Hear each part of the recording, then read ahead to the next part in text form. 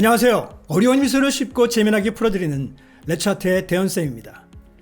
여러분, 예술은 현대사회에서 정말 중요한 위치를 차지하고 있습니다. 요즘 사람들은 미술관에 몰려가고 있죠. 그리고 예술 작품들이 최고가로 팔리고 있습니다. 하지만 우리는 예술이 도대체 무엇을 위한 것인지 확실히 알지는 못합니다. 사실 우리가 볼 땐 낯선 신비로움이 작품을 감싸고 있고, 현대미술관에 전시된 현대미술 작품들을 보면 대부분 당혹감을 느끼기도 하죠. 그래서 우리는 조용하고 예의 바르게 그림 앞에 서서 이것이 뭘 의미하는 것인지 솔직히 궁금해합니다. 그래서 이번 영상에서는 진부한 연대기적인 역사의 열거가 아니라 좀 더 다른 시각에서 우리가 미술이 어떤 역할을 하고 있고 우리 사회에서 어떤 존재일까에 대해서 좀 더 쉽게 풀어보도록 하겠습니다. 먼저 인류의 서양 미술사의 어떤 특징을 간단하게 도표로 한번 같이 알아보겠습니다. 첫 번째는 선사시대인데요. 기원전 4만 년경에 주술과 생존의 어떤 핵심 사상을 가지고 미술이 시작되었다고 보시면 됩니다. 주술과 생존, 즉 삶과 죽음이죠. 주요 특징으로는 지금 그림과 같이 이 그림은 누가 그렸는지 아무도 모릅니다. 익명성을 가지고 있고요. 주로 동물의 어떤 정밀한 묘사, 사람은 상대적으로 보면 쫄라맨 같은, 스틱 피규어 같은 그런 존재로 지금 그려지고 있고요. 상징성, 그리고 비유적인 미술입니다. 대표적인 작품으로 라스코 동굴벽화죠. 고대 이집트 미술은 기원전 3100년부터 기원 후 30년 정도까지가 고대 이집트 미술이라고 할 수 있는데요. 영혼과 질서가 핵심 사상입니다. 즉 파라오의 영혼, 그리고 파라오를 중심으로 한 왕국의 권력이 질서가 있어야 된다. 그것을 주로 나타내고자 미술이 활동을 했고 그 목적을 가지고 있었습니다. 주요 특징을 보시면 관습적인 어떤 양식과 패턴이 있고요. 상징적인 표현이 많이 보입니다. 그리고 클리어하게 신분의 비례가 잘 나타나 있습니다. 대표적인 작품으로 투탄카멘의 피라미드에 있는 동굴벽화와 마스크입니다. 그 다음 또 다른 문명이 있죠. 고대 그리스입니다. 그리스의 미술에서는 대략적인 시기가 기원전 1000년부터 기원 후 31년까지인데요. 여기서의 핵심 사상은 영혼과 질서 같은 이집트와는 달리 인간과 이상주의라는 것입니다. 드디어 인간이 좀 더 중요한 포인트가 되기 시작하는 그런 역할을 하는 시기가 됩니다. 주요 특징으로는 인간의 중심의 어떤 이상미, 그 다음에 균형과 조화, 또 사실성, 즉 앞과는 조금 다르죠.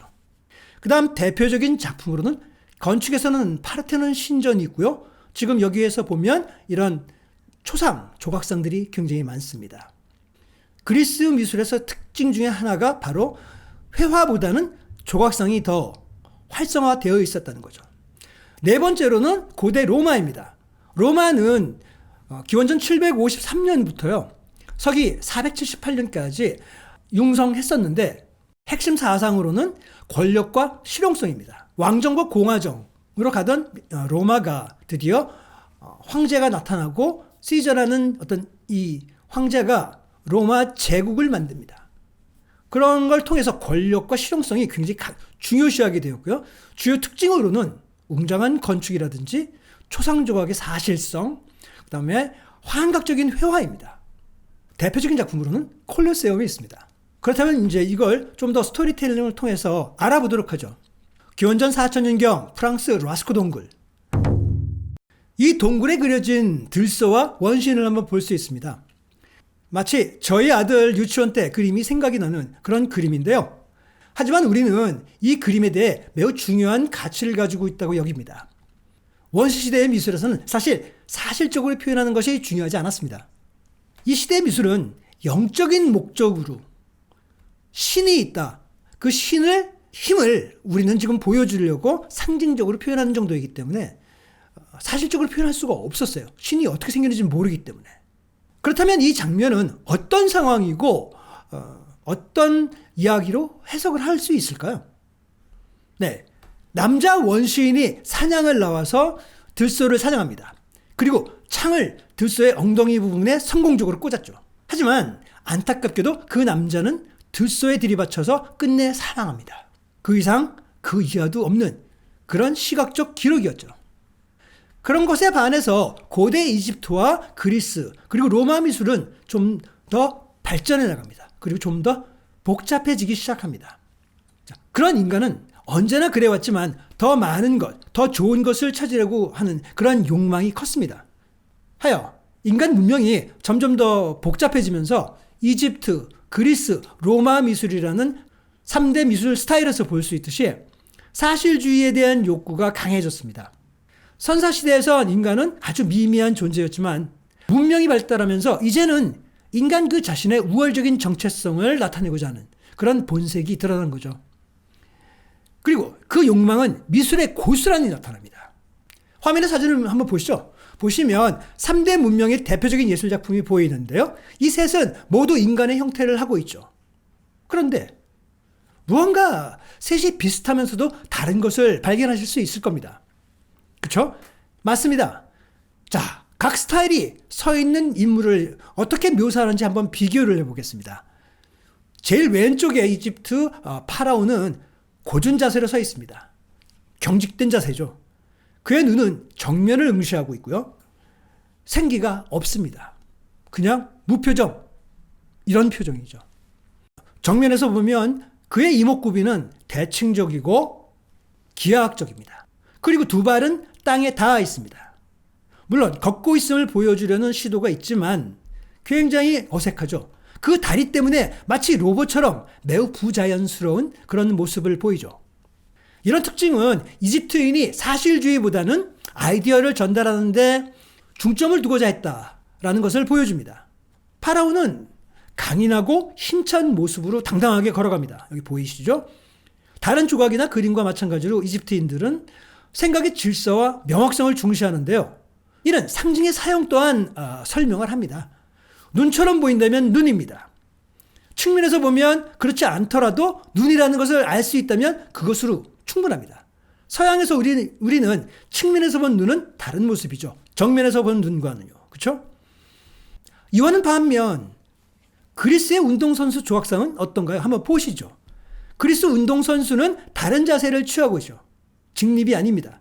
두 다리로 서는 이집트 파라오와는 달리 그는 한쪽 다리에 모든 체중을 실은 채 다른 쪽 다리는 무릎을 굽혀 들고 있습니다. 이게 큰 차이입니다.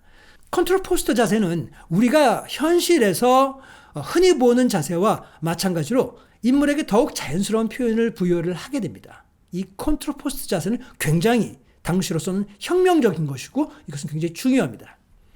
이 운동선수는 마치 무언가에 그 시선을 빼앗긴 듯이 오른쪽으로 고개를 기울이고 있죠. 그의 눈은 먼 곳을 바라보고 얼굴은 태도를 드러냅니다. 완벽하게 조각된 듯한 그런 대칭적인 몸은 젊음과 운동신경을 나타냅니다. 이러한 특징은 이집트인과 유사한데요. 즉 균형과 질서를 반영합니다. 균형과 질서. 하지만 이집트인에게는 없는 그런 자연스러운 자연주의, 우아함, 그리고 이상주의의 감각도 나타납니다. 아름다움, 그리고 비율의 어떤 정확성이라는 그런 균형을 이루고자 하는 이러한 욕망은 페르시아에서 대승을 한 그리스를 기념하고 그들의 국가적이고 시민적인 자부심을 커져감을 나타내기 위해서 그들이 완벽한 그리스의 신들과 거의 동등한 위치에 있다라는 것을 보여주려고 했습니다.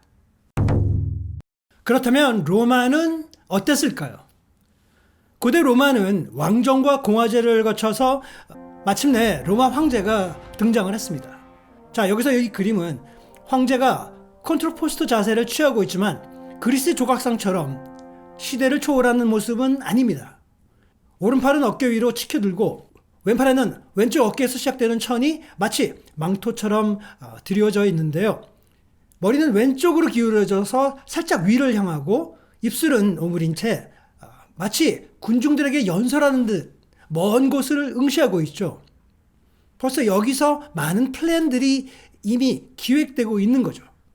이는 분명 황제가 국민에게 연설하면서 자신의 위엄과 위신 그리고 권력을 과시하고자 하는 그런 모습인데요. 그의 상체는 그리스 조각상처럼 완벽하지는 않습니다. 날씬하지도 않고요. 죽은 시체처럼 살이 더 많고 이마에는 주름이 있어 세월의 흔적을 보여줍니다. 매우 사실적인 부분이죠. 이러한 특징은 인체의 불완전함을 더욱 부각하여 낡았음을 드러나면서 로마의 어떤 진실주의적인 것에 대한 열망을 반영하고 있습니다. 그리스와는 또 다른, 우리는 사실 그리스와 로마를 보면 매우 비슷하다고 생각하는데 여기서 사상의 차이부터 시작해서 그 사상의 차이가 시각적으로 이렇게 변형을 시켜오고 차이점을 두게 되는 거죠. 이 스타일은 그 지혜, 힘, 권위를 중시하는 어떤 경향이 뚜렷하게 나타나는데요. 이는 일반적으로 이제 나이와 경험에서 비롯되기 때문에 예술이 선전에 활용될 때는 더욱 매력적일 수 있습니다. 자, 그렇다면 이 세 인물상을 한번 비교해 보면 시간이 지남에 따라서 예술 양식이 어떻게 발전해 왔는지, 즉 사실주의로의 어떤 성장을 보여주는지를 확인할 수 있습니다.